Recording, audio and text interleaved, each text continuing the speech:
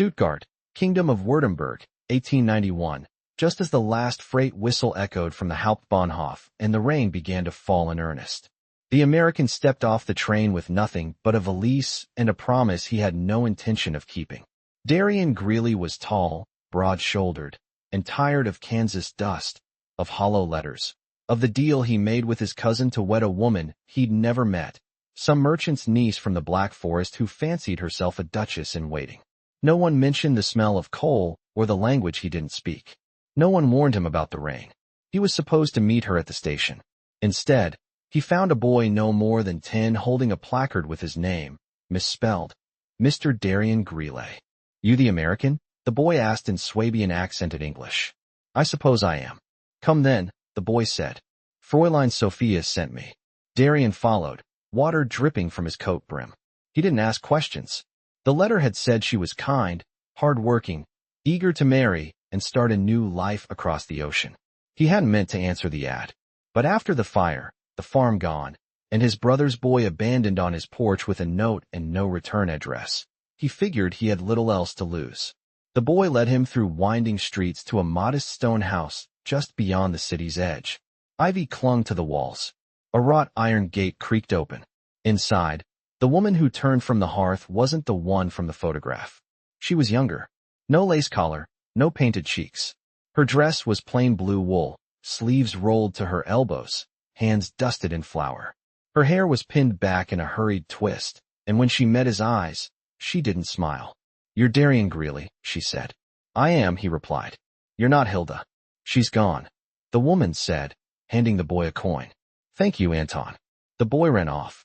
Darian turned back to the woman, who had already moved to the table, kneading dough with practiced motion. She left last week, the woman said. Ran off to Strasbourg with a man from the Bavarian orchestra. Left her trunk, her debts, and your letters. Darian felt the weight of the valise in his hand. You read them. I did. Someone had to know what kind of man you were. He studied her face sharp, serious, not unkind. Her eyes were dark, like river stone, and just as steady. What's your name? Sophia Adler. You're her cousin? Her tutor. Or was. She wiped her hands on her apron. I kept the house so her uncle wouldn't know she'd gone. He believes she's still here, preparing for your wedding. Darian sat down slowly. The chair creaked beneath him. I didn't come to marry a lie, he said. And I didn't ask you to come, Sophia answered. They stared at each other across the small wooden table, rain ticking softly against the window panes. The fire crackled. In the corner, a kettle began to whistle. You should send word to her uncle, Darian said. I will. But not yet. Why? Because you have a child. And you need somewhere to stay. And I need time to fix what she broke. Darian blinked. How do you know about the boy? Sophia reached behind a stack of books and pulled out a folded letter. His handwriting. His confession. I told Hilda everything, he said. I know. I read your words. Her voice softened. And I think. You're a good man. He stood. I didn't come to be pitied. She stepped closer. It's not pity. It's recognition. They were only 3 feet apart.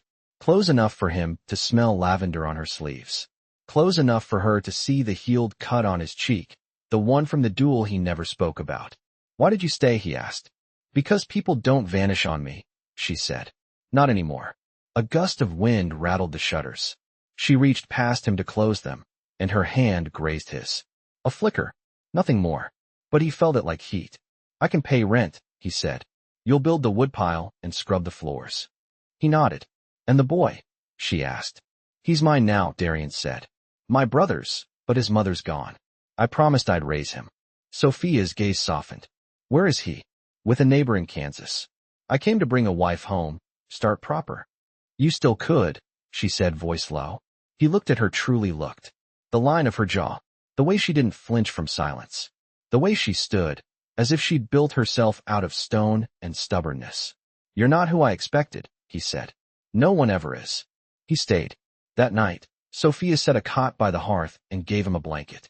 He offered to sleep in the shed, but she shook her head. Württemberg winters are cruel, she said. I'm not.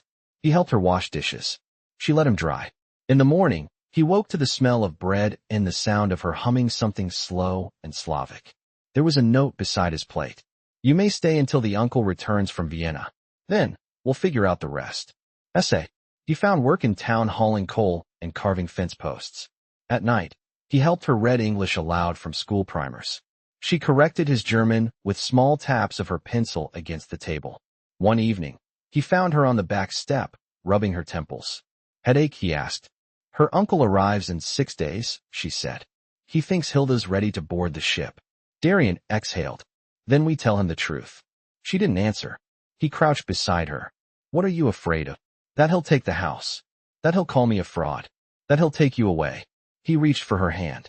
She didn't pull back. You didn't lie, he said. You helped me. You helped the boy. You didn't have to. She looked at him, and her voice shook. You wrote that you wanted a woman who could build a life with her hands. I found her, he said. Their foreheads touched barely, but it was enough.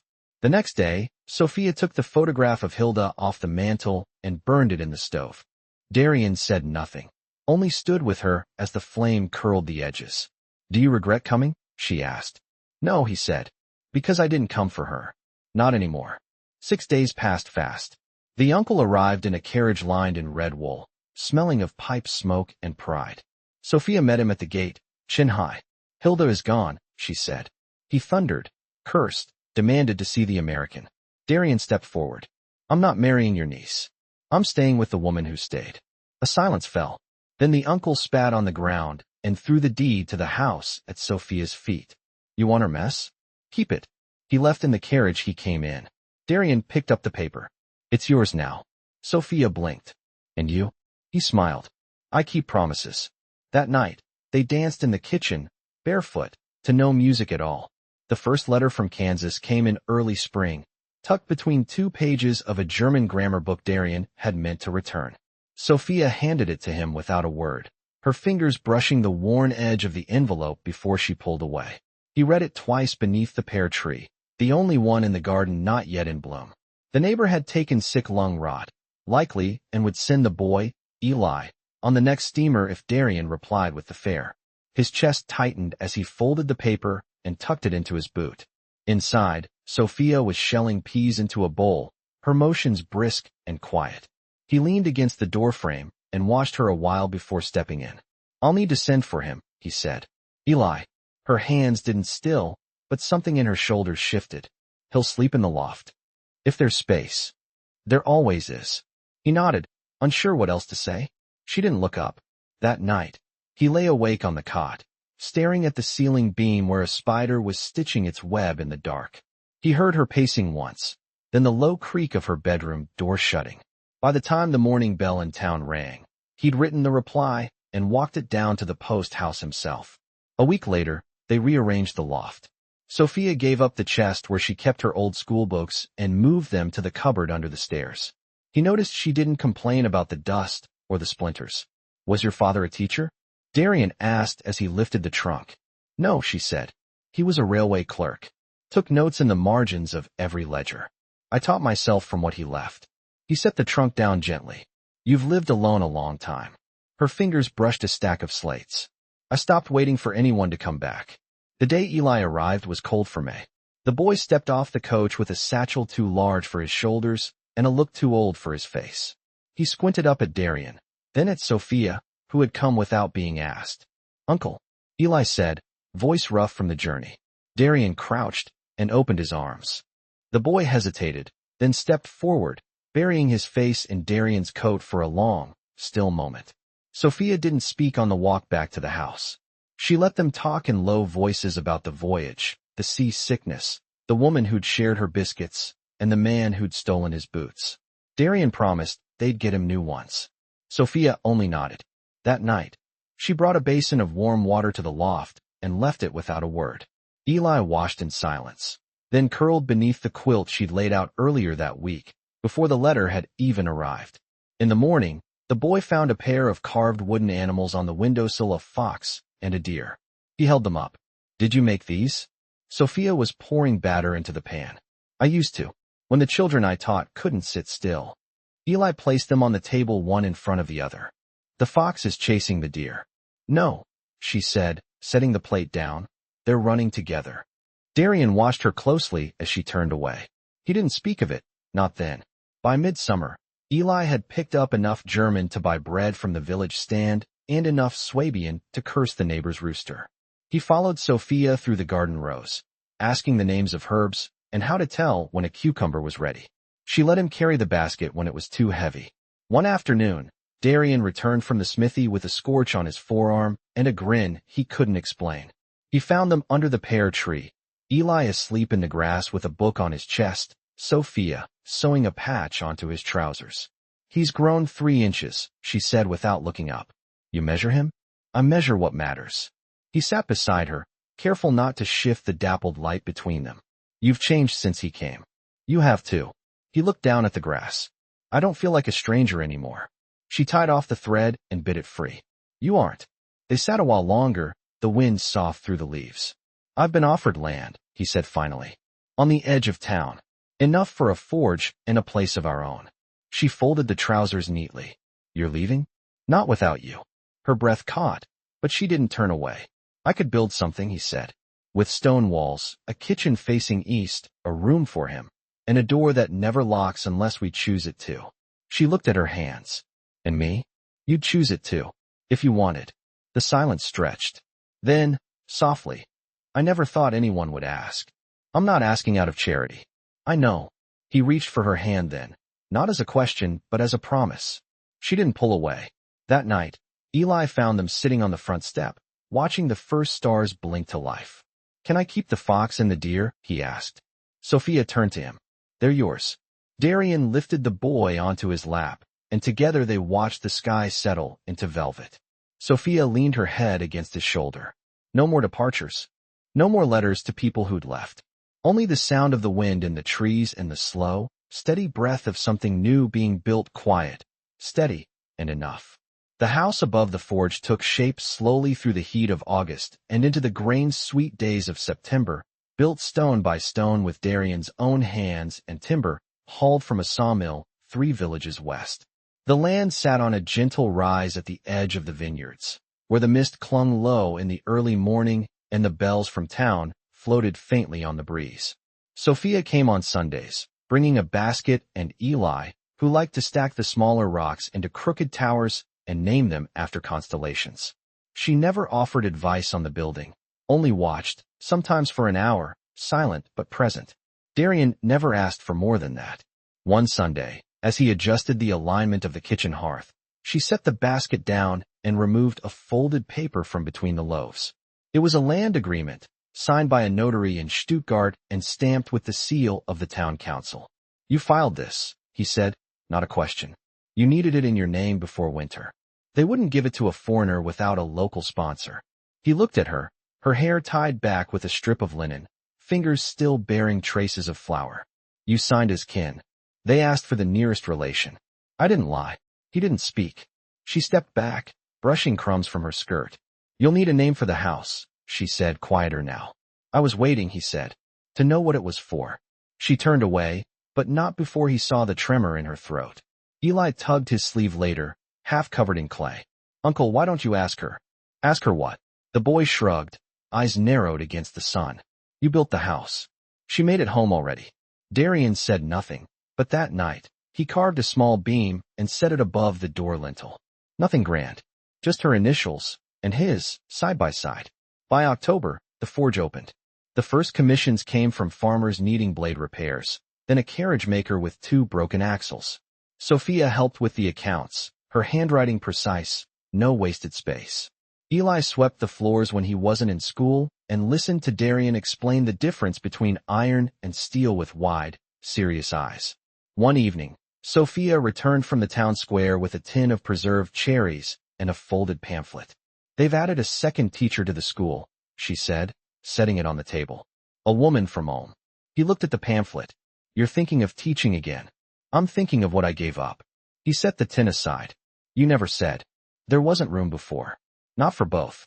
He leaned forward, elbows on the table. "There is now." She folded the pamphlet again, slower this time. "I would need to pass the exam again. My certification expired when I left the seminary." Darian poured her a cup of boiled cider. "Then we set the lamp low, and I quiz you after supper." She didn't smile, but she didn't refuse. That night, she read aloud passages from Latin primers while Eli traced letters beside her. Darian listened as he cleaned a shoe buckle for a cavalry officer who'd lost a spur in a vineyard ditch. The weeks that followed were slow and golden. Sophia passed her exam. The school hired her for morning instruction. Eli brought home drawings of riverboats and told stories of a classmate who claimed his uncle once saw the Kaiser. One day near Christmas, Darian found Sophia in the loft, unfolding a bolt of deep green wool. "I was going to make myself a coat," she said, not meeting his eyes. "But I thought maybe something else." He stepped closer. "What else?" Her voice caught. "A dress. For the ceremony." He didn't move at first. Then, slow as snowfall, he lifted her hand and pressed it to his chest. "I made your initials part of the doorframe," he said. "Before I asked. Before I was sure." "I knew," she said. "But I wanted you to say it." "I am saying it," he said. "I want you. Not for letters or for promises, but because when I hear the bell in the morning, I start counting the hours until you come." She closed her eyes. "Then I'll come every day." They married in the hall beside the vineyard, beneath an arch of bare branches strung with dried corn husks and ribbon. Eli stood beside them holding the ring, his boots polished and his hair combed flat. The magistrate read the vows in Swabian, and Darian repeated them carefully, syllable by syllable, his fingers wrapped around hers. Afterward, they walked back to the house together, the three of them, as the sun dipped low and the forge windows glowed with lamplight. Inside, Darian lit the fire and hung her coat beside his. Sophia set her gloves on the hook, then turned to him, eyes unreadable. "What now?" she asked. He took her hand, kissed the back of it, then her palm. "Now," he said, "we live like we already chose each other in another life. And this is just the remembering." She didn't answer, only leaned into him, and stayed. Outside, the wind passed quiet through the vines. Inside, the fire held steady. The first hard frost came overnight, sheeting the fields in silver and tracing the windows of the house with fine white veins. Sophia rose before the bell and lit the stove with stiff fingers, her breath visible in the kitchen until the heat reached the corners. Eli stirred under his quilt, curled deep in sleep, his cheeks flushed from the cold. Darian stepped in from the forge, shoulders dusted with ash and wool collar damp from snowmelt. He set down a bucket of coal beside the stove without speaking, then crossed to the sink to wash. His movements were slower than usual, deliberate. She noticed the way he flexed his right hand after he dried it, the knuckles swollen. "You worked through the night again," she said, slicing the bread. "Count's coach will cracked clean through," he replied, rubbing the back of his wrist. "Driver begged. Said the old man won't ride in anything patched with wood." She set a cup of broth in front of him. "I could have gone to the stables in your place. They wouldn't take the offer kindly. Not from a woman." She didn't argue. Instead, she reached for the ledger, thumbed to the last page, and pushed it across the table. "There's enough to hire a second hand. A boy from the seminary tradesman. Someone who can tend the bellows and carry iron." Darian looked at the sum. "You've been setting aside coin since the second commission," she said. "You don't have to do this alone." He didn't thank her. He only nodded and reached for his coat again. At the door, he paused. "You'll be warm today?" "I'll keep the stove burning." He lingered there. "I'll ask the priest about apprentices." She watched him go, the door closing behind him with a soft thud. The wind pushed against the shutters. She returned to the ledger and added a line, "Coal delivery, 2 marks." By midday, the sky had cleared, and the town square was alive with the market. Sophia stood by the fabric stall, sorting through bolts of muslin for classroom curtains. A woman beside her, older, wrapped in a fur-collared coat, glanced her way. "You're the smith's wife?" Sophia looked up. "Yes." The woman extended a gloved hand. "Magdalena von Lenz. My son is the new apprentice at the forge." Sophia shook her hand. "I didn't know he'd been chosen. He began this morning. Your husband said you kept the accounts." "I do." Magdalena adjusted her collar. "He'll learn more from that man than from any book. My husband says he works steel like it's cloth." Sophia's mouth tilted. "He carries more heat than temper." "I'm glad to know he's kind," Magdalena said. "My son has a crooked spine. Not everyone shows patience." Sophia glanced toward the church tower. "He'll be treated well." She returned home with the fabric and a second loaf she hadn't meant to buy. Eli met her at the gate, cheeks windburned and cap askew. "I helped shovel the path to the forge," he said, breathless. "Magdalena's son can't lift heavy things, so I did." She brushed snow from his collar. Did you wear your mittens? They're drying on the stove. Inside, she found them already warm, turned inside out. Darian had left a note scratched on butcher's paper, wedged under a jar of preserved apricots. Back after Vesper bell. Don't wait supper. She didn't. Instead, she hung the fabric, stitched the hem with thread from her mother's basket, and watched the sun burn pale through the glass. When he returned, she had the lamp lit and a basin of hot water ready.